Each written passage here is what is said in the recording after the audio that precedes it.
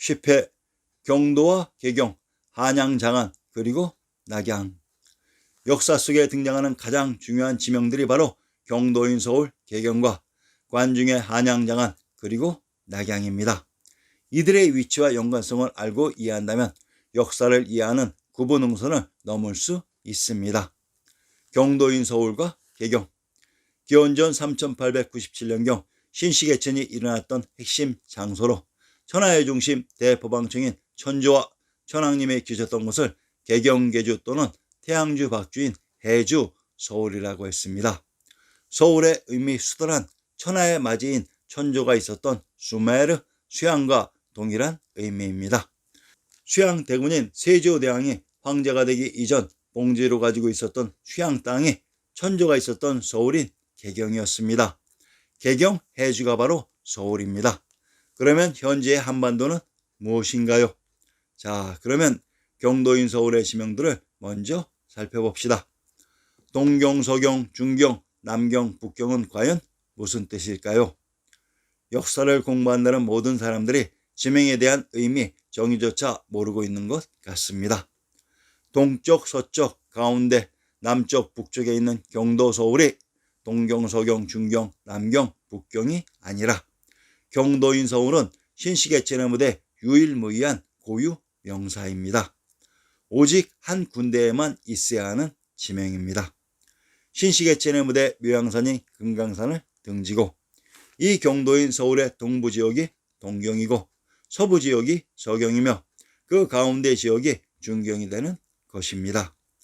동경인 경주에 남산인 금강산이 있었다고 했으며 서경인 평양에도 목록산인 남산 금강산이 있었다고 했습니다. 동경, 서경, 중경의 진산, 즉 이들이 등에 기대고 있었던 산이 금강산인 백두산이었습니다. 이 백두산을 백악, 백산이라고도 했으며 그래서 현재 청와대의 진산, 북악산을 백악이라고 주작했던 것입니다. 자, 그리고 천왕님과 천주가 있었던 동경, 서경, 중경을 남경이라고 묻고 그에 대비해서 왕부가 있었던 한양, 장안의 관중을 북경, 대도라고 했습니다.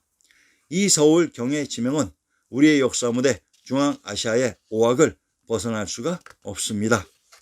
그런데 지금은 어떻습니까? 현 차이의 북경과 남경, 중경, 반도의 서경과 경도인 서울, 열도의 경도인 교도와 동경이라는 지명이 아주 떡하니 분리되어 있습니다.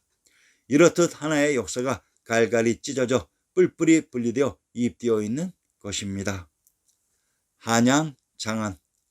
오악의 중악인 화산과 금강산, 한라산이 접경한 관중 지역을 보면 길이가 길게 형성되어 있습니다. 그래서 이곳 만중산이 접경한 관중 지역을 긴 장자의 장안이라고 했습니다. 이곳 장안에 있는 성이 장성으로 전라도 장성의 산천주에 금오산이 진산이라고 했습니다. 금오는 경주인 동경의 군명이라고 했습니다. 관중 지역의 바로 옆이 천왕님이 계셨던 동경의 경주였습니다. 이곳 장안을 또한 한양이라고 했습니다. 한성부의 형성의 화산을 진산이라고 합니다. 그러면 화산을 읊은 시를 인용합니다. 춘정 병계랑 문집 상권의 화산곡을 인용합니다. 화산 남쪽 한강 북쪽은 조선의 승지이니 백옥궁의 황금궁궐 같아 평탄하게 사통오달 했네. 봉황이 우뚝하고 용이 나는 듯 하늘이 지은 형세 음양을 경유하니 아 도읍의 광경 그 어떠한가. 태조와 태종께서 창업하여 법도를 끼치시니 아 지켜나가는 광경 그 어떠한가. 화산의 남쪽 한강 북쪽은 조선의 승지이니 화산의 남쪽에 평평한 지역이 있습니다. 이곳이 천재를 올린 왕부의 구중궁궐이 있었던 마고대성 알터입니다. 그리고 한양에 흐른 강이 한강으로 한강의 북쪽이 바로 화산의 남쪽 평평한 지역이라고 합니다. 참으로 신기하지요. 그 산중에 평평한 지역이 있습니다. 그러면 이곳이 과연 무엇인지 그 정체를 밝혀봅시다. 백옥경의 황금 궁궐 같아 평탄하게 사통오달 했네. 황금이란 세 금자인 금성, 철성으로 이곳 평탄하고 사통 오달된 곳에 궁궐이 있었다고 합니다. 참으로 이곳의 정체가 궁금해집니다.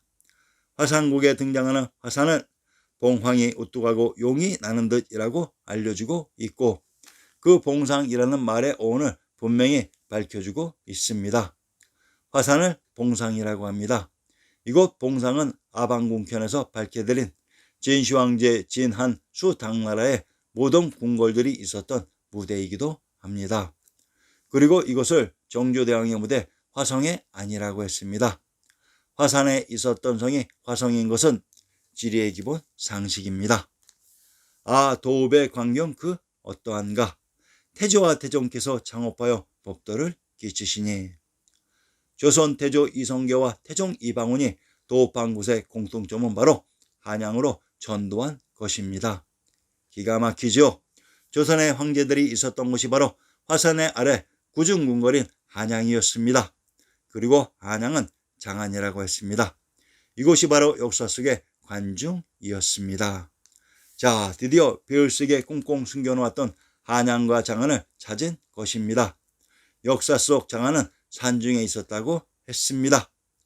경도인 서울과 한양의 형성에 등장하는 가운데 기준점이 화산으로, 그러면 화산 아래의 한양을 근거로 그 가까운 곳에 경도인 서울이 위치되어 있었습니다.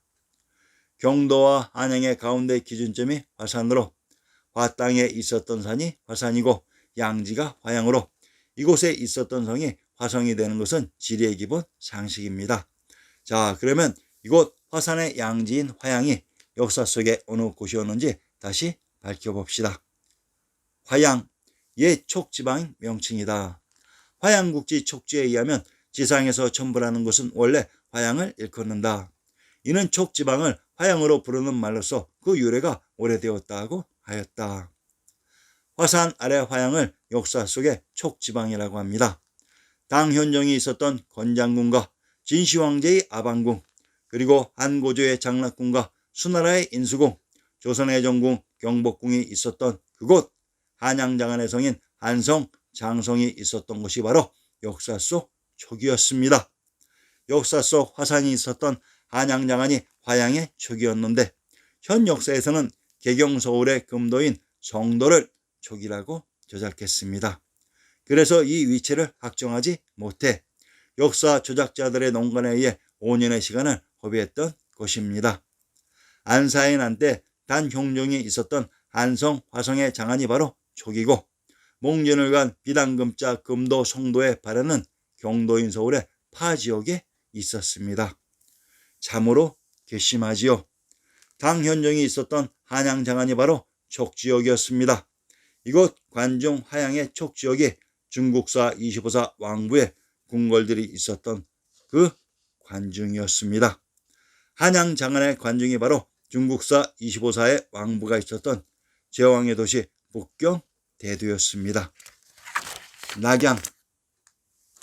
낙양의 위치를 찾는데 많은 시간이 소비되었습니다. 자, 우선 금강산을 기점으로 향산유랑가 금강산 왕경록을 인용합니다. 향산유랑가, 행장을 급히 차려 낙양성 뻗은 길로 청려장 둘러짓고 북향산 찾아가니 백두산 내맥이요 청천강 근원이라. 금강산 왕경록, 행장을 급히 차려 낙양성 뻗은 길에 촌촌자로 걸어 석경에 막대 짓고 단발령 높은 곡에 겨우 올라앉아 금강산 바라보니. 향산 유랑과 금강산 왕경록의 저자들은 동일한 장소에서 동일한 대상을 두고 노래를 읊은 곳으로 향산인 위황산이 바로 금강산입니다. 금강산 앞에 낙양성으로 가는 길이 있었다고 합니다.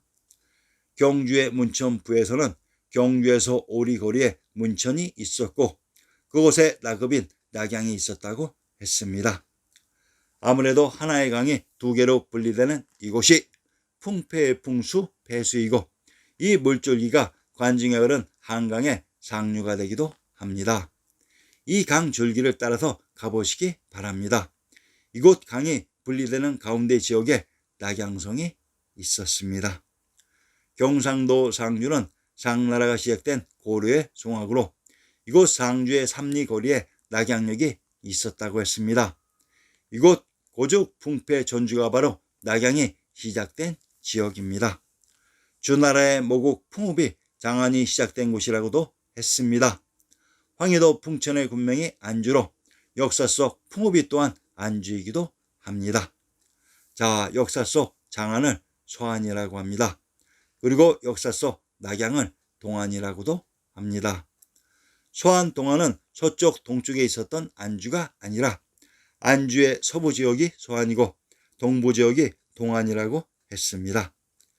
관중의 장안과 낙양은 서로 붙어 있어야 말이 됩니다. 중앙아시아의 소안인 관중의 장안과 낙양은 화산을 가운데 두고 서로 그 반대편에 위치되어 있었습니다. 지도를 보시면 고죽국의 풍패 전주를 시작으로 오악의 맨 우측인 오봉산인 낙산까지가 낙양이었습니다. 역사 속 장안을 천문만호라고 합니다. 즉 만호의 가구가 있었고 역사 속 낙양을 10만호라고 했습니다. 즉 10만호의 가구가 있어야 됩니다. 낙양이 장안보다 10배가 더 컸다는 것을 알 수 있습니다.